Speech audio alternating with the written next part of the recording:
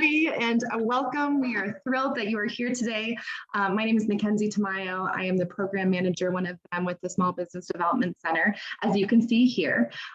We are thrilled that you are here on this beautiful end of May day. We were just chatting that we can't believe it is almost June.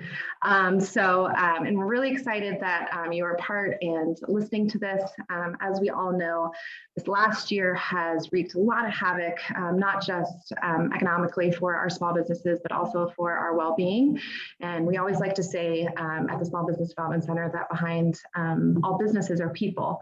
And we like to take a holistic approach to people and to businesses. And one of the ways that we can do that is to really discuss, mental health in the workplace. And so really excited that we were able to team up with Diverse Healthcare, as well as David Real Estate, and kind of go through some of these 6 parts that we think are very important, imperative as business owners and as employees as we navigate this.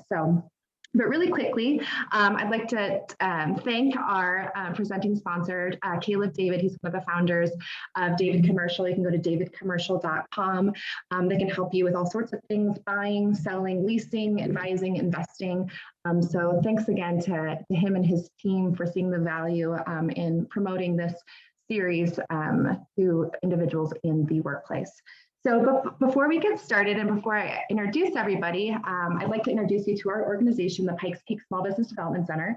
Our center, along with 1,000 other SBD centers nationwide, we offer free consulting, practical training, and business resources to small businesses with help from the SBA. Our local corporate sponsors include El Paso County, Ent Business Banking, the City of Colorado Springs, Parks City Bank and Trust, Vectra Bank, the Colorado Springs Utilities, and the SBA. The exciting news is that our office, the Pikes Peak SBDC, is the Region 8 SBA Innovation and Excellence winner for 2020. So this places our office in the top 10 in the nation.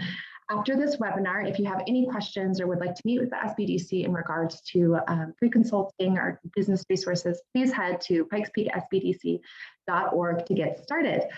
We are recording this, and this will be provided. If you would like to watch this at another date, you can contact the SBDC in order to do so. It'll also live on our website, and like I said, at pikespeaksbdc.org. Or if you'd like a copy of the slides that Diverses will be showing, we are happy to provide that to you as well. So let's introduce our panelists. So thank you both, Haley and Lynn, for being here. I got your bio, so I'd love to read them. So Haley Greeno is a licensed professional counselor on the Colorado Spirit team at Diverses Health. Prior to her involvement with this team, she was a full-time clinician with Diverses Health. She is experienced in building rapport with clients and supporting them with issues such as trauma, depression, and anxiety. She uses her clinical skills to help inform, equip, and support the community about resiliency and coping skills. She is passionate about supporting others on their journey to greater health and happiness and discovery of their authentic selves. She has several family members who own and operate their own businesses and has seen the challenge they have faced over the last year and a half. She is hopeful to provide support to the small business community during this extremely challenging time. And then we have Lynn here as well. Lynn Shaw is the newest member of the Colorado Spirit team at Diverses Health. She comes to Diverses Health after working with the National Alliance of Mental Illness, or as some of us know as NAMI, in Colorado Springs for over 12 years. Working in the mental health field has enabled Lynn to work with a lot of different populations, organizations, families, and individuals navigating mental health resources and support. Personally, Lynn and her husband run their own small business and are developing the resiliency as they build their business. Lynn believes that it takes a village to support each other, especially when it comes to our mental health. So before we get started, thanks again so much for being here, Haley and Lynn. I'm going to go ahead and pull up your slides, but maybe you can tell us a little bit about Diverses and some of the work that you all do. Yeah, so actually we are a part of, our team is called Colorado Spirit, and we are the crisis counseling program that's funded by FEMA. So our team came about in response to the COVID pandemic. So our team is really aimed at getting connected with the community and really trying to help the emotional and mental health needs in wake of COVID-19. So we've done quite a bit of outreach to the community in trying to provide resources to help resiliency and coping during this last year and a half. So we've been working underneath Diversis, but that's a little bit about the Colorado Spirit team. So if you hear Colorado Spirit, that's our team in specific underneath Diversis. So let's go ahead and get started. So we'll go to the next page. And we just wanted to start out kind of get some questions going for you all who are watching or listening, thinking about stigma and what does it mean to you? It's a word that gets thrown around a lot, but also kind of curious to kind of check in with yourself about how have you seen or experienced stigma in the workplace, specifically with mental health stigma. So I want to throw that question out there for anyone who wants to think or respond to that question. So I'll give a couple of thoughts on this. So I think even the idea of when we talk about like taking mental health days seem to even have stigma around them. So I know so often is to ask for time because you're, going through something, we just call it something else. We just call it, a migraine, or we just call it, a sick day, but we don't actually name it. So I think for me, a lot of stigma comes in, we don't name things appropriately. We just like to kind of dance around the issues. So, and then somebody had mentioned too here online that stigma is the words people use that are inappropriate. So I think that's true too. Yeah, absolutely. And we're going to dive into that a little bit. So it's interesting to hear you say that even when there might be things in place like mental wellness days or something, there's still that stigma even for asking for that kind of support. Might be some fear around even that. Thanks for sharing that. I think too, there's a fear of like, you don't feel like you should be able to control it, right? So it feels like, mental health is something you should be able to control, while like, a migraine you can't, or a broken ankle you can't. And so I think there's a control aspect and a weakness, and I think especially in this country, we can struggle with, we can do it all. And, if we've learned anything, especially in this last year, it's no, we can't, especially as, I'm a mom. And so I had kids at home and I was trying to work and it was just way too much. And so it's like, what do you do then at that point? So. Yeah, absolutely. Lots of shoulds. There are lots of shoulds in our culture. And we're definitely going to touch on that as we go. So thanks for sharing that feedback, and for anyone else who's participated out there. So we can go ahead and move forward if there's nothing else. And so I did write down just the definition of stigma as a mark of disgrace associated with the particular circumstance, quality, or person. Just so we can kind of all be on the same page with what we're talking about with a stigma. Really that idea of shame and disgrace. And it's often put on people. And the person who wrote, it does often come through words. I wrote down a lot of words here, which encourages stigma. We use words like psycho, or that person's unstable, or the weather is bipolar. So there is a lot of words that continue with that stigma that mental health is bad and that it's not okay and it's wrong. So not only are there words, but also there's a lot of things that go on in art and even in the media that we see that keep that stigma going. I put a picture of the Joker on here because he's a pretty clear example of what mental health can be seen as something dangerous, unpredictable. So there's lots of ways that mental health is shown as being unsafe and not okay, that really do contribute to that stigma. And I think, Lynn, you had some other thoughts. And I was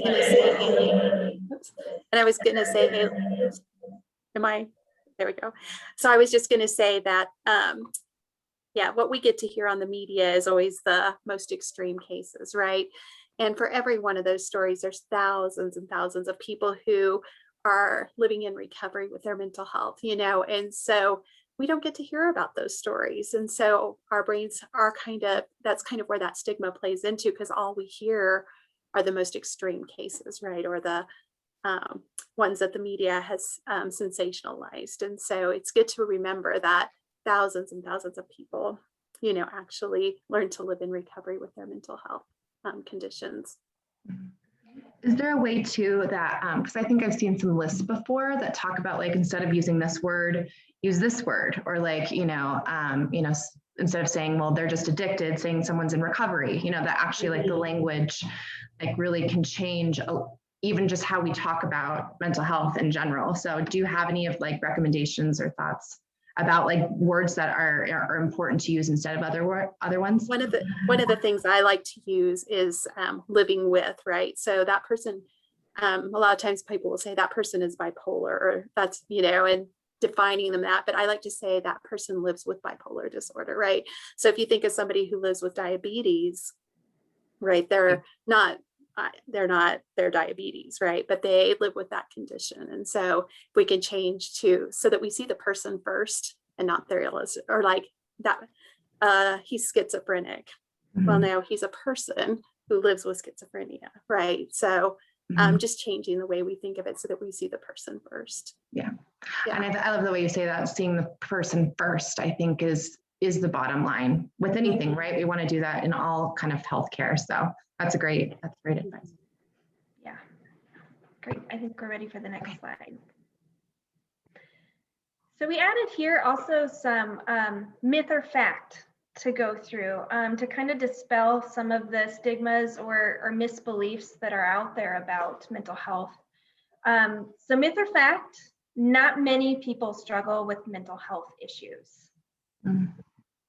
So you can feel free to respond, or what do you think, Mackenzie, myth or fact? I mean, I'm going to say that that's a myth. You're right. About 1 in 5 Americans have reported struggling with a mental health issue in 2019. So we can only imagine how much that is increasing in light of last year, as well as suicide is the 10th leading cause of death in the United States. So myth or fact, people with mental health issues are violent and unpredictable. So that one is, what would you say? No, not all. I mean, I think not all. Right. Because that's the stereotype that gets put on in the media and especially in movies. But people with mental illnesses are actually 10 times more likely to be the victims of violent crime than the general population. And only about 3 to 5% of violent acts can be attributed to individuals with serious mental illnesses. So it is much lower than gets put out in the media. Many who seek support for mental health issues recover. I would imagine so. Yes, Yeah. So that's true. The majority of people who seek help for mental health learn how to manage symptoms and go on to have rich and full lives. So yeah, the majority of people who seek help and support for their mental health issues are able to live in recovery with those issues. People with mental illnesses cannot tolerate the stress of a regular job. And so this one is also a myth. There are some diagnoses that are severe enough to prevent some people from regular work, but many people with mental illnesses are able to maintain their jobs, especially if they receive the help and support that they need. And then the last one, mental issues are really just personality issues. They should be able to snap out of it if they try hard enough. And that one is absolutely a myth. Mental health issues don't have anything to do with being lazy or weak. There's so many factors that go into a mental health diagnosis and symptoms, including biological. Sometimes it's completely out of our control. It's all in our brain chemistry. Our life experiences contribute to mental health issues, as well as our family history. So it's not a personality issues, and there's lots of factors that can play into mental health. So we'll go to the next slide. Yeah. So here we just brought up some folks that talk about their mental health journeys.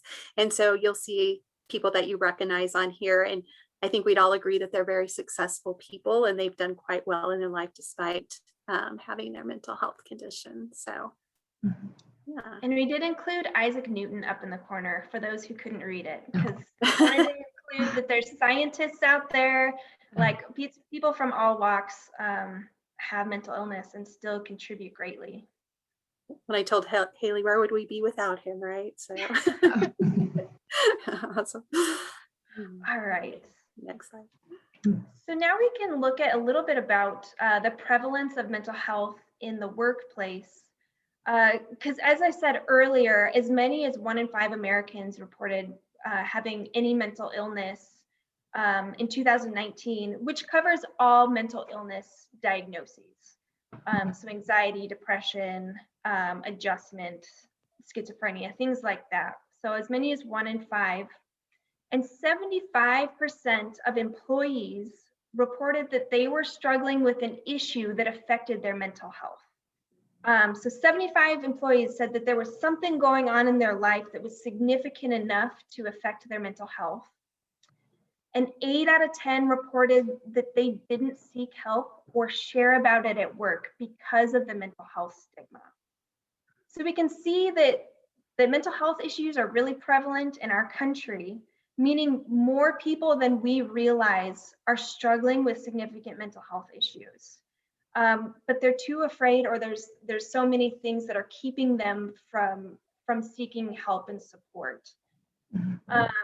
Some of the common fears in the workplace include being perceived as unstable, not being able to do their jobs, or being seen as lazy. There's also a common fear of being passed up for job opportunities or judgment from coworkers and superiors. So that there's a lot of mental health in the workplace. Just because you can't see it doesn't mean it's not there. A lot of people work extra hard to hide it because of the stigma that they can experience in the workplace. And so these mental health absolutely is going to affect the workplace. One of the things is mental health issues can have a significant impact on healthcare costs. Because oftentimes our mental well-being is going to affect our physical well-being. So sometimes people will go to the doctor with a physical complaint, and they might get those physical complaints looked at with the doctor, but there might not be an explanation. So they keep trying to look at physical symptoms without looking at the mental health symptoms, which might be the cause of what they're experiencing. So that can, those who have untreated mental health issues may cost as much as 3 times more in healthcare costs because they're looking at the wrong root of their physical problems. There's a higher likelihood of missed days and possibilities of decreased work performance, lack of engagement, and there's also a higher turnover rate with those experiencing depression. Those with untreated mental health issues are twice as likely to have heart attacks, strokes, and cardiovascular disease.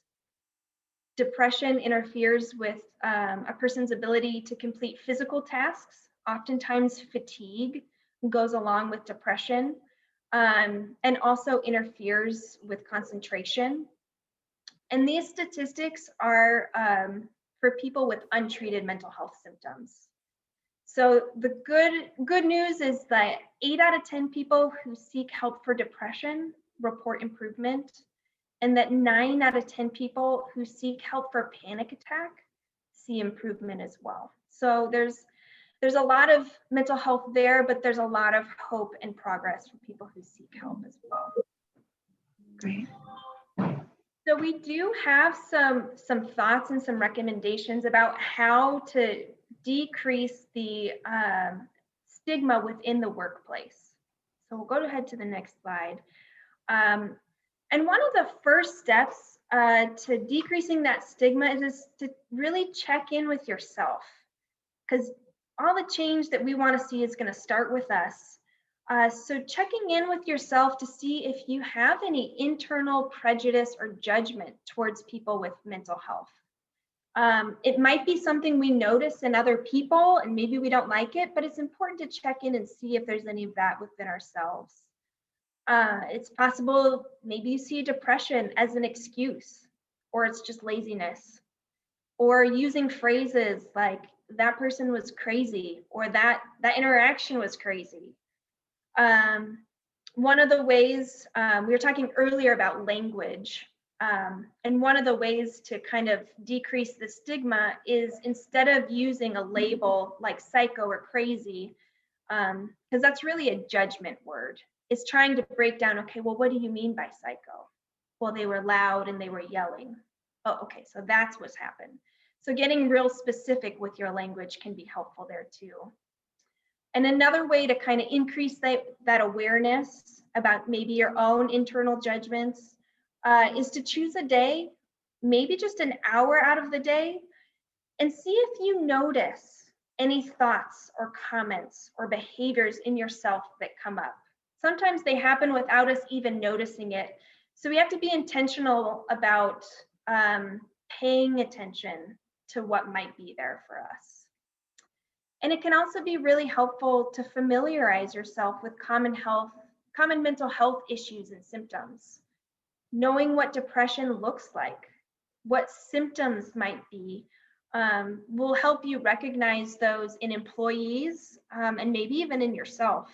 But becoming familiar with the symptoms also helps take some of the mystery and fear out of it. I remember learning about schizophrenia, and when you see it in the movies growing up, it seems bizarre and foreign and scary. But when you learn that there's brain processes happening and have some more of the language to describe what's happening, it can take some of that stigma and fear out of it and get a little bit more grounded in facts. So educating yourself on mental health is really important. Also on here, we have lead by example. As appropriate, you can share about your own experience with mental health, or share about an experience with a loved one who has struggled with mental health issues. And it's not something where you want to be sharing all of the details of your own journey, so want it to be appropriate and maintain healthy boundaries. But if you're comfortable, it can be really helpful for employees to know that they're not alone, that this isn't something, foreign or bizarre. And another way to help by example is to speak up about mental health as a priority. Sometimes we keep stigmas going by not addressing the issues at hand and by our silence. So don't be afraid to mention resources like the Crisis Line or Mental Health Awareness Month, and can keep those as part of the conversation. If you introduce that topic, that's really going to open the door for people to know that, oh, okay, I can say something about this now. And sometimes it's not even having to speak about it, but showing your employees that you're aware of their mental health issues. It could be at a meeting, having a stretch break, like every half an hour or so, because it's hard to pay attention during long meetings, or having a snack break. But that lets people know that you're also aware of their well-being, which is going to play a role in their mental health as well. And I know, Lynn, you had a great story or experience about this recently. Yeah, so my husband and I own our own small business. And so I found it really interesting as Haley and I were planning this presentation, that this last month we really had some mental health issues come up for our company. And it started back in the beginning of May. And our company, we hire subcontractors, and we also get paid by a third-party vendor. And so around the first of the month, we get that check, and then we're able to pay our subcontractors out of that money. Well, we got a call from the third-party vendor that said that their computer system had gone down and payments would be delayed for a week to 10 days. And so immediately my angst kicked in, right? Anxiety hit, and I just kind of panicked because I'm like, how are we going to pay our subcontractors? And I noticed that I was not able to sleep well. I was very much in overwhelm. The worry really kicked in. And so I thought to myself, how can I get through this moment in time? So of course I had to call all of our subcontractors and explain to them what was going on. And that fear that I was holding inside wasn't as scary as I thought it was. And having those conversations really helped. And the subcontractors all understood and said that they would be patient. And I said to them, thank you, because my anxiety really kicked in.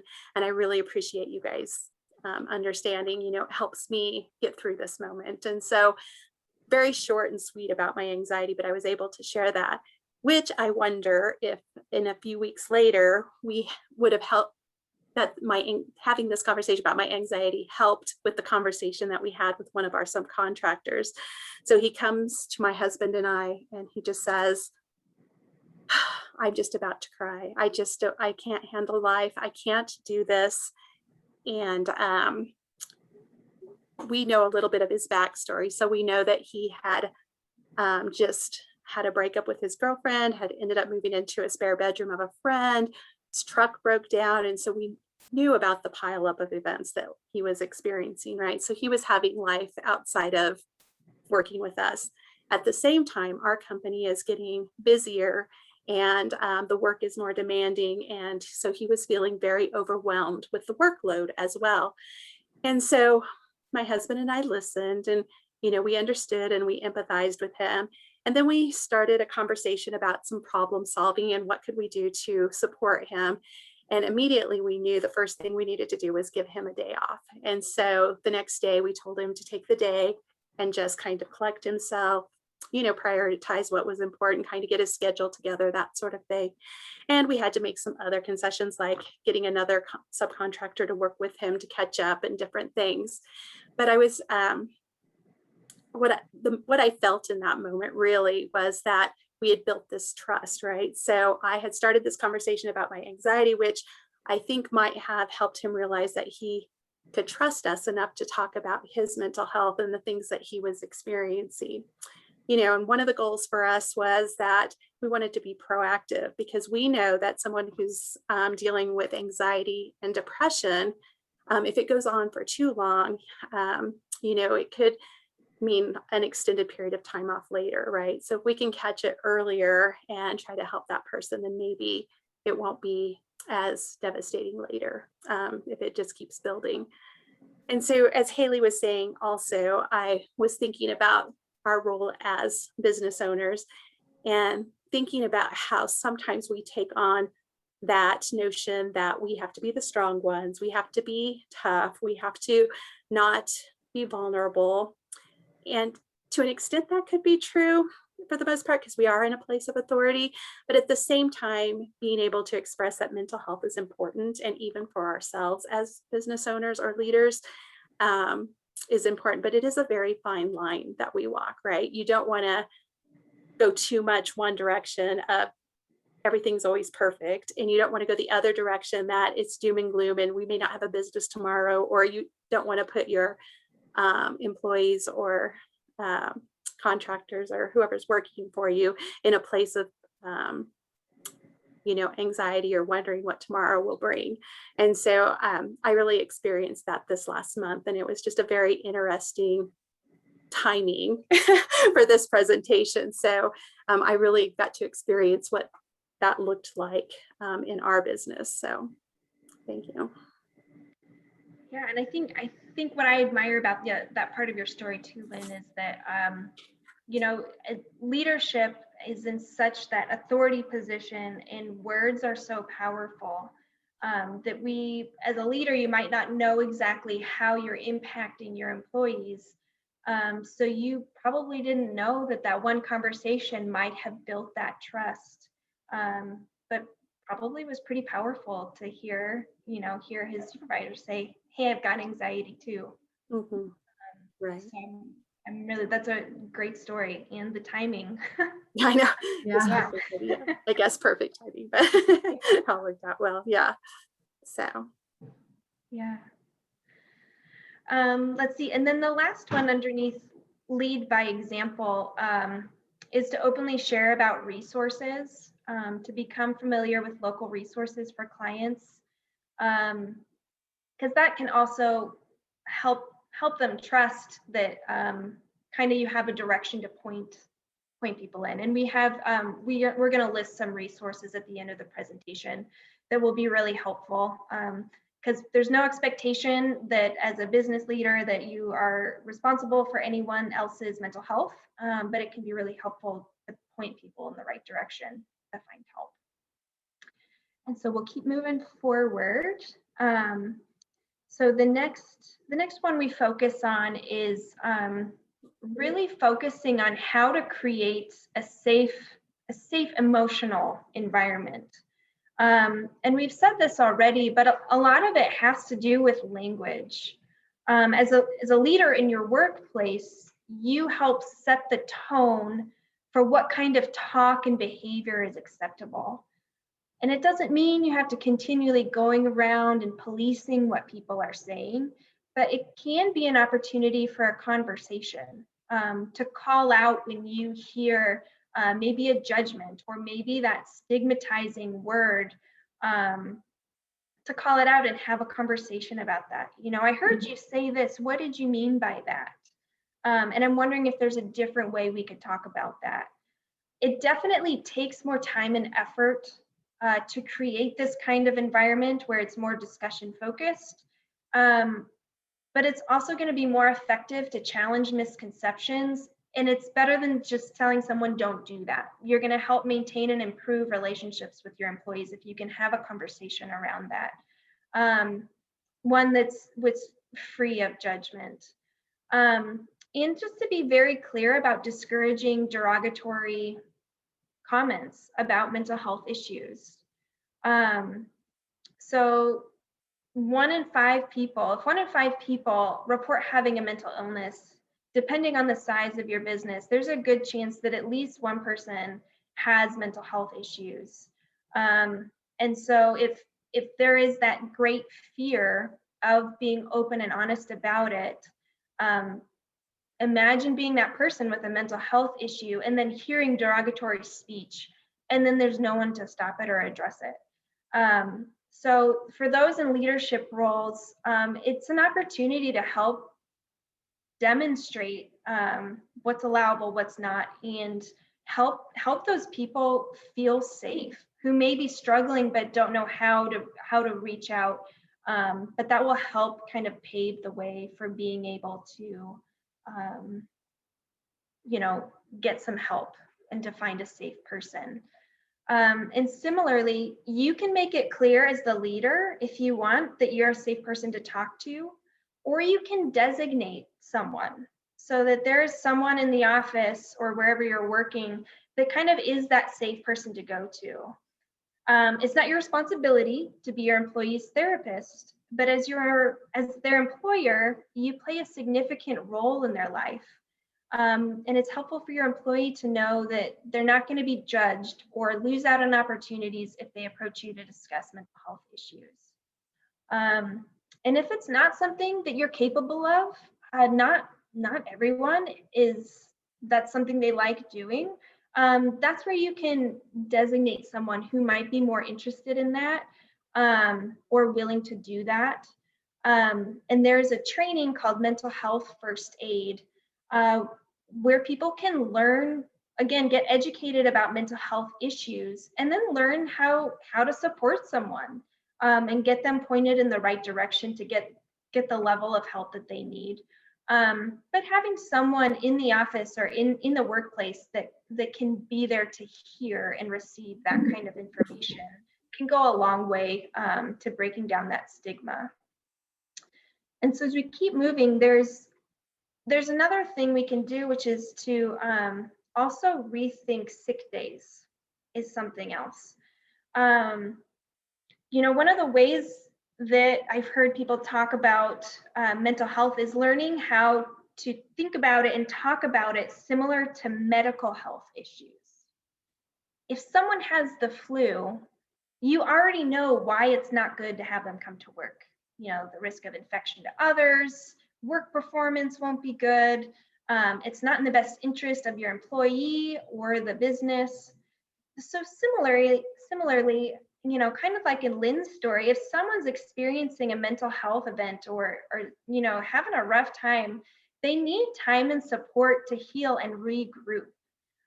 Some companies have things like mental health days for when employees just need a break. So this is an area, kind of depending on the size of your business, where you can see if you can get creative. Mackenzie, you were saying that even the name mental health, you know, might prevent people from taking it. But is there a different name or some way to get creative with having that option for employees when they just need a break, so then they can come back refreshed and ready to go, and to keep working. Lynn, did you have any other thoughts on the rethinking sick days? No, I don't think so. One of the thoughts that I don't know that I hit on earlier, too, is as employers is the thought that sometimes the stress doesn't always come from the workplace, right? It comes from outside, whatever's happening in their life. And I think that is even more so as we've lived through the pandemic, right? We've had a lot of change, a lot of things go on. And so just being really creative is a good word, or flexible with the changes that people are going through, and kind of understanding, because I feel like we sometimes miss that because we're so worried about our business or what's happening there, that we forget people have lives outside of that. And so realizing that sometimes those mental health days aren't just for work, but are for whatever life is bringing folks at the moment. So that's the only thought I thought we might want to touch on a bit. Yeah, remembering that it's people first, and people aren't just worker bees. Like, we're complex beings with lives outside of work, interests, hobbies, and we're a whole package.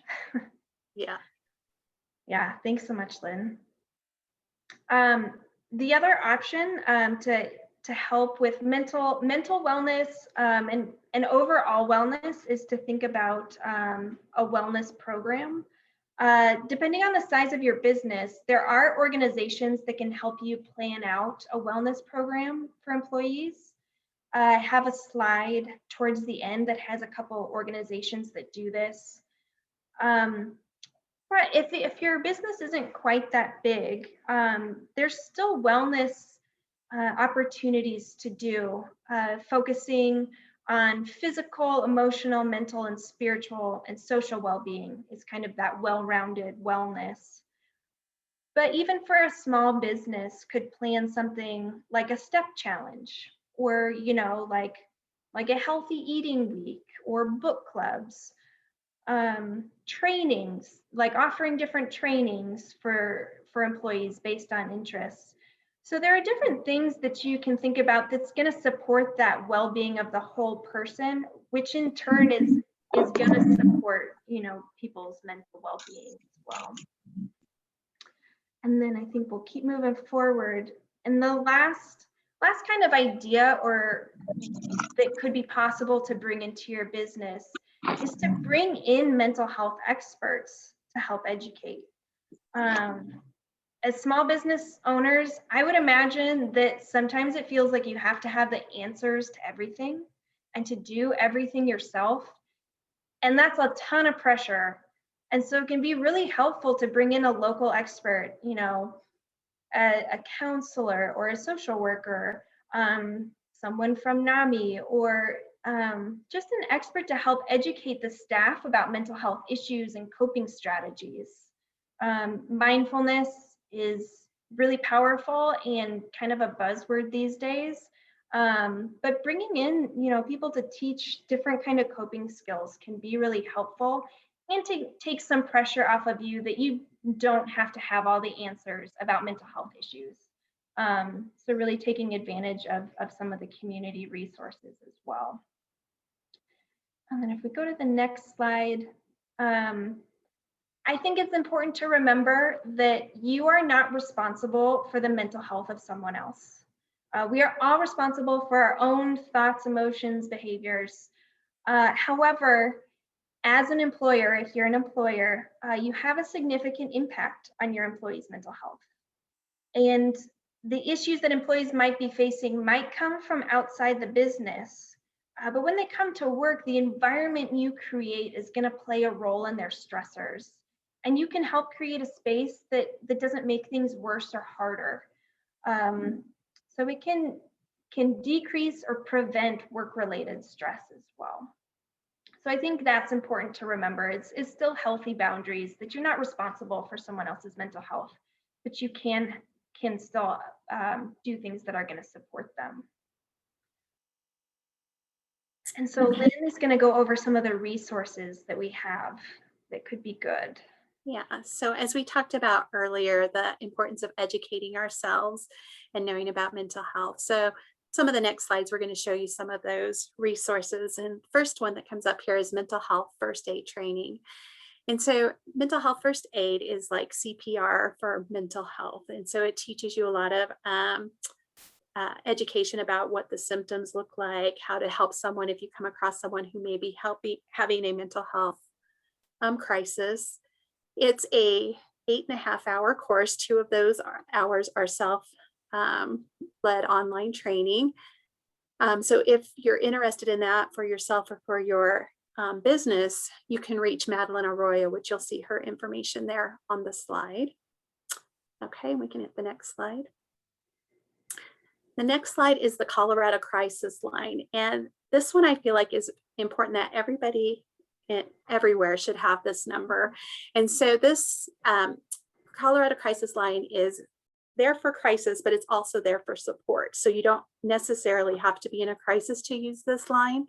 It's available 24 hours a day, 7 days a week, all year long. And so here's the phone number and the text line. And so I have it programmed into my phone. So if I ever need it, it's there. But if I come across somebody who really might be able to use it, I have it at my fingertips to be able to share. Let's see. One of the things I think about when I think about crisis line, when do most of us have our anxiety? It's like at 2 o'clock in the morning, right? You wake up and you're just in some sort of panic mode because you remembered something, or this is a perfect line that even if you don't feel like talking to someone, you can just text it out and help you go back to sleep, I think. So it's a really good number to have at hand. They also have a really good website that has some resources to help with mental health. And so again, here's all the information for you, but it's a really good resource to have in your offices or in your businesses to be able to give out to someone who might be needing some additional support. Okay, next slide. And NAMI, of course, is the National Alliance on Mental Illness. And so this organization supports people who live with a mental health diagnosis and their families.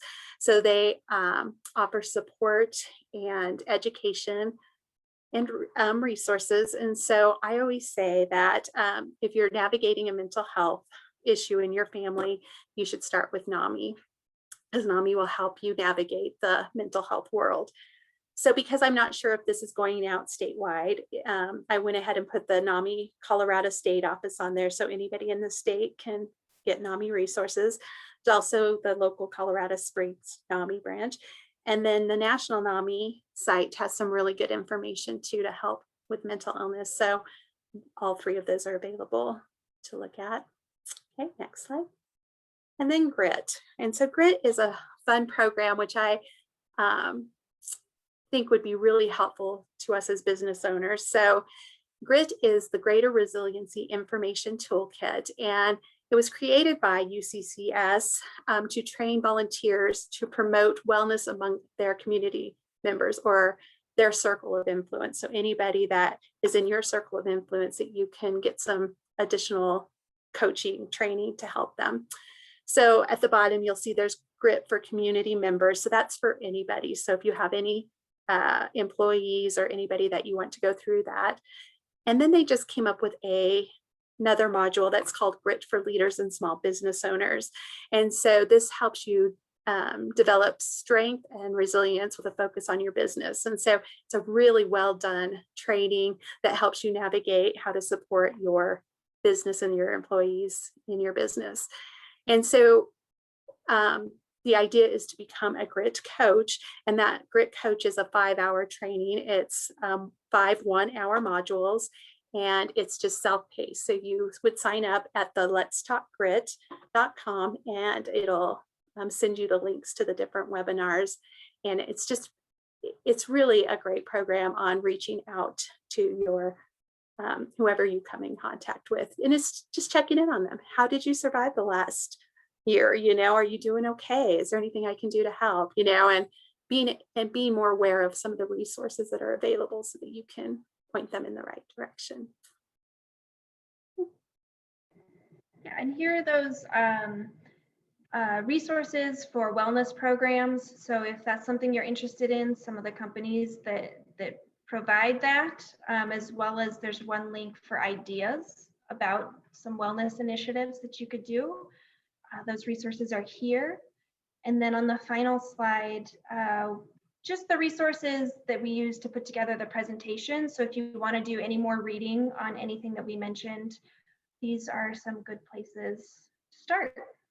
And I believe that is all we have for you today. Super informative. I really love all of these options. I had only heard of grit. And so can you talk to me a little bit about what NAMI in the Springs is doing? Do they do like workshops, or do they have classes, or I'm just not sure. Sure. So NAMI offers education classes. So they have classes for families. It's an 8-week course called Family to Family, if families have a loved one living with mental illness. So it helps them know how to advocate for their loved one, how to take care of themselves, kind of gives them some education, some resources, just a lot of helps that way. They also run support groups. So there's support groups for family members, and there's also support groups for those living with mental illness. And I heard that they're going back to live support groups next week. So that's pretty exciting. We're getting back to live, but they will still offer virtual classes. And so for those living with mental illness too, they offer those support education classes. And then I just have a question about Colorado Crisis Services. So what can you expect when you call them?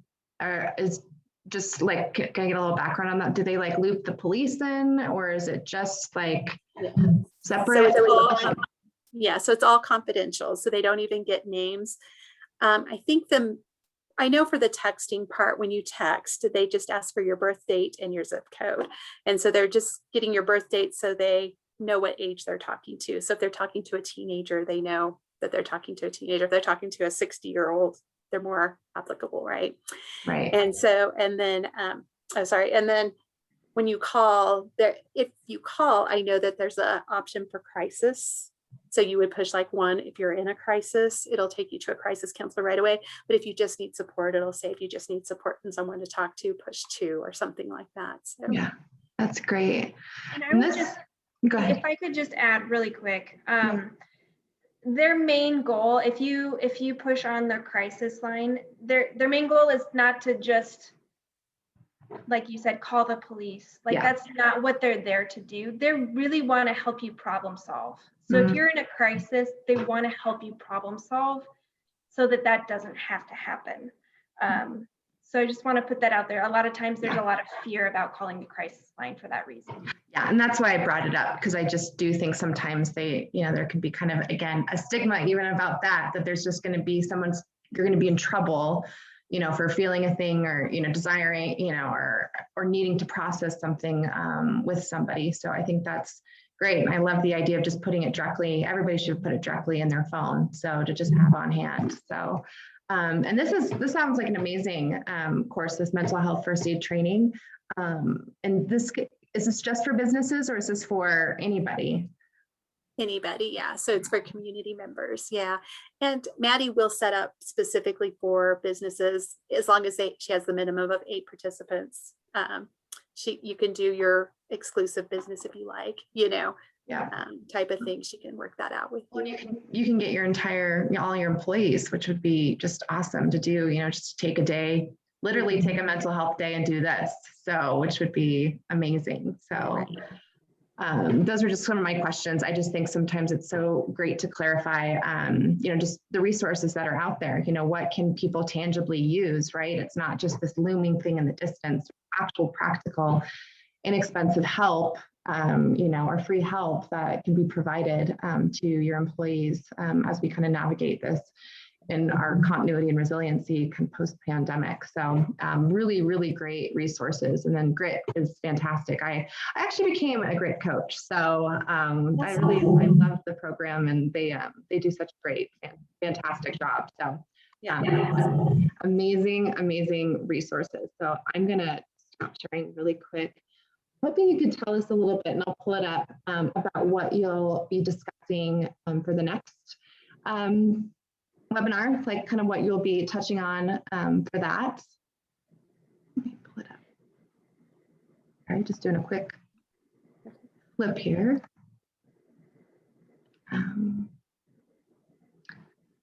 So just talking about modeling self-care in the workplace. So what does that kind of look like? Can you give us a preview of what that will be? Yeah, really, self-care is really an intentional process. I think sometimes with the marketing, it just seems like, well, take a bubble bath and things will be better. And for some people, that's really effective. So not to knock bubble baths, but it's a very intentional thing to figure out how to take care of yourself. What is refilling for you? And then even how do you model that in the workplace? Because again, if you are a leader, people are going to watch what you do. And if self-care isn't a part of it, there's the assumption that then I can't make that a priority either. So really how to be intentional about self-care, and what are some things that are going to help figuring out what helps restore and refill you. I also think too, I read somewhere once that, self-care isn't just necessarily like bubble baths. Sometimes it's like cleaning your space, like creating, where it's not just passive, it can actually be very intentional, and, taking a shower, waking up early, or, abiding by, certain like routines that create comfort for you, in a space for that. So, and I think that's true. I think about like the workplace, when I'm modeling self-care, like I do better work when I have a clean desk, when I have my notes, like when I'm not being haphazard, when I wake up a little bit earlier to take time to say like, what are the tasks that I need to get done instead of rushing, and, all those types of things. So I think that there's definitely a lot of touch points that can happen in regards to self-care and the workplace, because we think of it so much, like you said, as, bathtubs and massages, but a lot of times it's just being really intentional about routine. So I'm looking forward to you all discussing those things as well. Anything final before I look to see, and it doesn't look like we have any questions. You did a very comprehensive, amazing job with just kind of at least starting and providing these resources to say, like, let's start here and then move kind of more intentionally into some of these other avenues as we evaluate mental health in the workplace. I think the greatest place to start is just, in ourselves, just checking out, hey, what's there? Do I have any stigmas? And even if you're someone living with mental health, what stigmas are holding me back? And maybe how are there some of the resources that we talked about today that can help get the support that you need? Mm-hmm. Yeah, absolutely. And like I had mentioned earlier, for those who are watching, we do have these slides available, so you can reach out to the Pikes Peak SBDC in order to obtain those if you're watching online.